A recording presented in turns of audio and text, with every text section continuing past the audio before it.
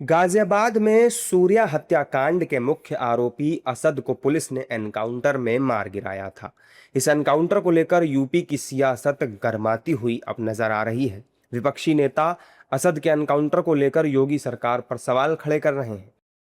महाराष्ट्र में समाजवादी पार्टी के अध्यक्ष और विधायक अबू आजमी ने यूपी पुलिस की कार्रवाई पर सवाल उठाया।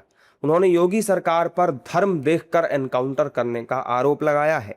अबू आजमी ने कहा कि कोई व्यक्ति क्रिमिनल है तो उसे सजा होनी चाहिए, अगर बड़ा अपराधी है तो उसे फांसी की सजा दे दो, लेकिन यूपी में धर्म देखकर एनकाउंटर किया जा रहा है।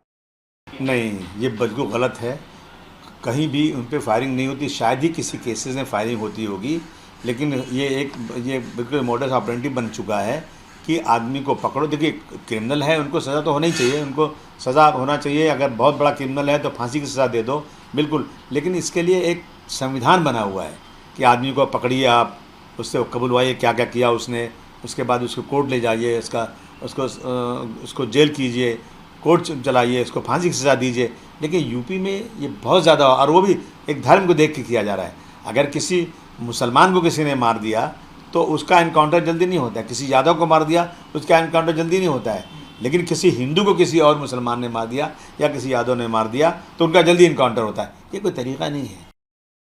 अबू आजमी के इस बयान ने यूपी की सियासत को एक बार फिर गरमा दिया है। असद का एनकाउंटर अब सियासी बयानबाजी का मुद्दा बन चुका है। जहां एक और विपक्ष असद के एनकाउंटर पर सवाल खड़े कर रहा है तो दूसरी तरफ सत्ता पक्ष के नेताओं ने इसका स्वागत किया है।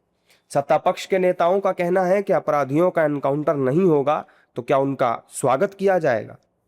अब मैं उनसे कहना चाहूँगा, आजमी साहब, आपके सामने कोई आके गोली चला रहा हो और आप उससे पूछोगे कि भैया तुम हिंदू हो या मुसलमान हो, और उसके बाद पुलिस गोली चलाएगी क्या? पुलिस को हथियार क्यों दिया गया है? आत्मरक्षा के लिए दिया गया है, समाज की रक्षा के लिए दिया गया है। और अगर कोई अपराधी बराबर से गोली वर्षा करता है तो पुलिस के पास में ऑप्शन क्या है? मैं समझता हूँ उत्तर प्रदेश की पुलिस निष्पक्ष है और अपराधियों के मन में डर है, लेकिन आम नागरिक के लिए मैं समझता हूँ कि एक अच्छा वातावरण पूरे उत्तर प्रदेश में बना है। नहीं, इनकाउंटर अगर धर्म देख के दिया जा रहा है तो विकास दुबे का ब्लड ग्रुप क्या था? अरे अपराधी और गुंडा किसी जात और धर्म का होता है। ऐसे ही लोग सियासत में लाभ देते हैं विरोधियों को। गुंडा, भ्रष्ट, अपराधी, तो ब्लड ग्रुप अलग अलग है, B+ वो सबका नहीं है, चाहे किसी धर्म का मानने वाला हो, किसी जात का हो। अरे भाई, अपराधी अपराधी होता है। पॉलिटिकली इनकाउंटर हो गए हैं, तब इनकाउंटर पॉलिटिक्स बंद करिए। बहुत गलत है। एक तरफ कहेंगे कि हम गंगा जमुनी तहजीब की बात करेंगे, दूसरे तरफ आप इस तरीके से त्योहार पर किसी को छुरा घोंपेंगे, उस पर बयान नहीं देंगे। क्यों नहीं मौलाना बयान देना चाहिए ना? आखिर उनको देना चाहिए था। और जैसे जैसे पुलिस मुठभेड़ में मारा गया तो आप उस पर राजनीति कर रहे हैं। यही तो है दोगला राजनीति, इसी को कहते हैं ना, दोहरा चरित्र। हालांकि विपक्षी दलों के नेता आजमी के बयान का समर्थन करते हुए नजर आए। विपक्ष का मानना है कि योगी सरकार एनकाउंटर के नाम पर विशेष धर्म को टारगेट कर रही है, जो ठीक नहीं है। देखिए, वैसे तो जो असामाजिक तत्व हैं, जो क्रिमिनल्स हैं, उनका कोई धर्म नहीं होता है, पहली बात तो यह है। लेकिन अगर सरकार इस तरह से अगर पिक एंड चूज करता है, भेदभाव करता है, तो ये उचित नहीं है। ये मेरा ख्याल है कि नहीं होना चाहिए। उत्तर प्रदेश में जो सरकार है ना, ठोको शासन है, ठोको शासन है वहाँ।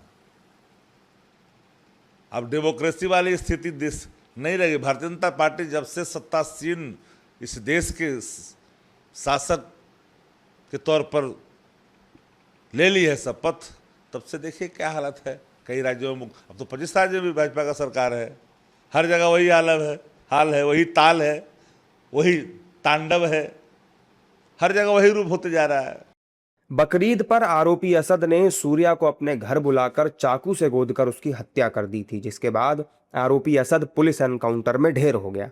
वहीं गाजियाबाद पुलिस ने असद के अवैध मकान को ध्वस्त करने के लिए 15 दिन का अल्टीमेटम दिया है, यानी जल्द ही बुलडोजर कार्रवाई की जाएगी।